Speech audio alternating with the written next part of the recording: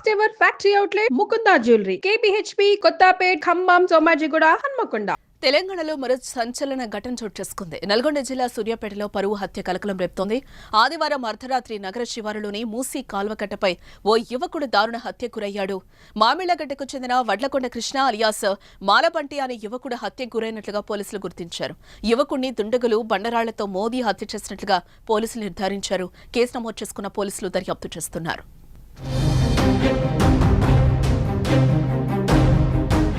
ఇక మృతుడు మామిళ్లగడ్డకు చెందిన కృష్ణ ప్రేమ వివాహం చేసుకున్నాడు. 6 నెలల కిందట భార్గవి అనే అమ్మాయిని కులాంతర వివాహం చేసుకున్నాడు. చెల్లెలు భార్గవి కులాంతర వివాహం చేసుకోవడం ఆమె సోదరుడికి అస్సలు ఇష్టం లేదు. కృష్ణపై భార్గవి సోదరుడు పగతో రగిలిపోతున్నాడు. పలు హత్యా కేసులో కృష్ణ కీలక నిందితుడిగా ఉన్న పళంగా హత్యకు గురి కావడంతో అంతా అయోమయం నెలకొంది. కృష్ణది పరువు హత్యనా లేదా పాత కక్షలే కారణమా అని పోలీసులు ఆరా తీస్తున్నారు. కృష్ణను భార్గవి సోదరుడు ప్లాన్ ప్రకారం దారుణంగా హత్య చేసినట్లు తెలుస్తోంది. నిందితులు పోలీసుల ముందు లొంగిపోయినట్లుగా తెలుస్తోంది.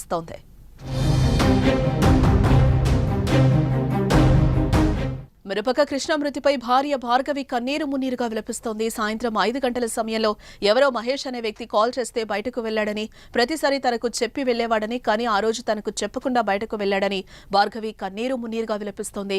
నిందితులపై కఠిన చర్యలు తీసుకోవాలని డిమాండ్ చేస్తోంది. ఇక చాలా రోజుల నుంచి ప్రశాంతంగా ఉన్న రాష్ట్రంలో సూర్యాపేట జిల్లాలో పరువు హత్య మరోసారి కలకలం రేపుతోంది. నైట్ ఎవరో ఫోన్ చేసిర్రు 5ంటికి, ఈవినింగ్ టైంలో 5ంటికి బయటికి వెళ్ళిండు. నాకు చెప్పకుండా ఎప్పుడైనా చెప్పి వెళ్తాడు, అసలు చెప్పకుండా ఎవరో మహేష్ అనే పేరు ఫోన్ చేసిండు, వెళ్ళిండు ఏదో తీసుకొస్తా సరే అని చెప్పి. నాకైతే వాళ్ళ మీదనే ఉంది. చాలగడ్డ అంటే ఎవరు నాకేం చెప్పలేదు, అసలు చెప్పి కూడా పోలేదు. ఎప్పుడైనా చెప్పి పోతాడు. మీ పేరెంట్స్ మీద ఏమైనా అనుమానం ఉందా? ఈ మధ్యకాలంలో మీ అన్న ఏమైనా బెదిరిస్తుందా? అనట్లేడు.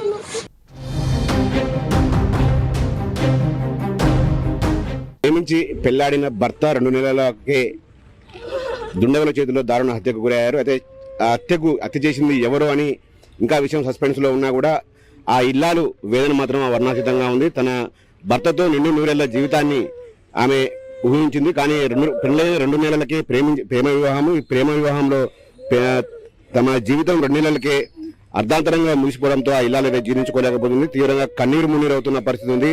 మొత్తం కూడా వాళ్ళ ఏదైతే మృతుడు కృష్ణ ఉన్నాడో, కృష్ణ స్నేహితులు కూడా ఇక్కడ హాస్పిటల్కి వచ్చి అతని చూసి అతనితో ఉన్న జ్ఞాపకాలను నెమరు వేసుకుంటూ తీవ్ర విషాదంలో ఉన్న పరిస్థితి కనబడుతుంది. ప్రస్తుతం మనతో పాటు కృష్ణ ఎవరైతే మృతుడు ఉన్నాడో, మృతుని భార్య ఉన్నారు, వారితో మాట్లాడదాం. చెప్పమ్మా, అసలు ఏం జరిగిందమ్మా?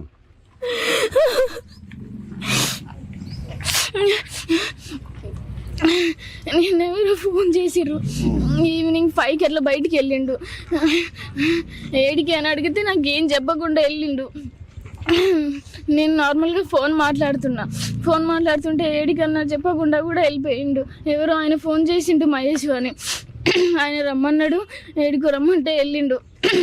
అదే చెప్పిండు, నాకు ఏం తెలియదు. ఇంకా అంటే రెగ్యులర్ గా రోజు ఫోన్ ఇంట్లో పెట్టి పోయి వెళ్ళాడా? ఫోన్ తీసుకో వెళ్ళలే కదా, ఫోన్ ఎందుకు తీసుకెళ్ళలేదు? రెగ్యులర్ గా అట్టే జరుగుతుంటుందా లేకపోతే? లేదు, ఒక్కొక్కసారి నేను నార్మల్గా ఒక్కదాన్నే ఉంటా అని చెప్పి ఫోన్ ఇచ్చేసి వెళ్తాడు. ఎప్పుడు మ్యాక్సిమం ఎప్పుడు తీసుకెళ్తాడు ఫోను. అంటే మీకు వివాహం జరిగి ఎంతకాలం అయింది? మీది లవ్ మ్యారేజ్ అని కూడా తెలుస్తా ఉంది. ఎంతకాలం అయింది మీరు ఊహించుకుని? మీరు పెళ్లి చేసుకునేటప్పుడు మీ పెద్దల నుంచి కానీ, మీ కృష్ణ పెద్దల నుంచి కానీ ఏమైనా వ్యతిరేకత, ఏమైనా అబ్జెక్షన్ వచ్చిందా?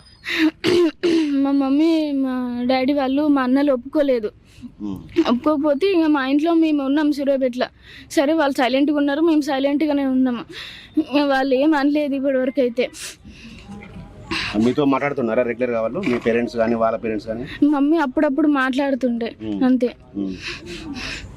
అంటే ఒకవైపు అయితే ఒక ఆరోపణలు అయితే మీ పేరెంట్సే చంపివేశారు అనుమానాలు కూడా వాళ్ళ కొంత వ్యక్తం అవుతున్నాయి సూర్యాపేట టౌన్ లో. వాస్తవం ఉండొచ్చా అది? మీకు ఎవరిపైన అనుమానం?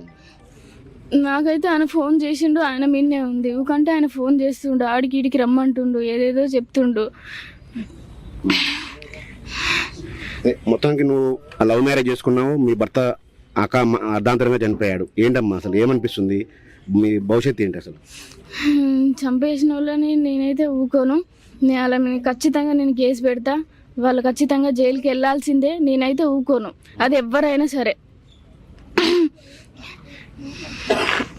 ఇది ఈ కృష్ణ వాళ్ళ భార్య చెప్తా ఉంది, చనిపోయిన వాళ్ళని ఎంతటి వారైనా కూడా వదిలిపెట్టను, మా పేరెంట్స్ ఉన్న అందులో కూడా వాళ్ళని వదిలే ప్రసక్తి లేదని కూడా ఆమె చెప్తా ఉంది. అయితే నిన్న మహేష్ అనే వ్యక్తి అయితే ఫోన్ కాల్ చేశాడు కృష్ణకు. ఆ మహేష్ కాల్ చేయడం ద్వారానే తను ఒంటరిగా ఇంట్లో ఉన్న నేపథ్యంలో తన మొబైల్ నాకు ఇచ్చి ఆమె బయటకు వెళ్ళిపోయాడు. నిన్న బయటకు వెళ్ళిన కృష్ణ ఇక తిరిగి రాలేదు. ఈరోజు ఉదయం పోలీసులు సమాచారం ఇస్తే కనుక నాకు తన ఆచూకీ తిరిగి రాలేదని కూడా ఆమె ఇల్లాలో చెప్తుంది. మొత్తంగా తన భర్తతో 200 జీవితాన్ని అయితే ఆమె ఊహించుకుంది.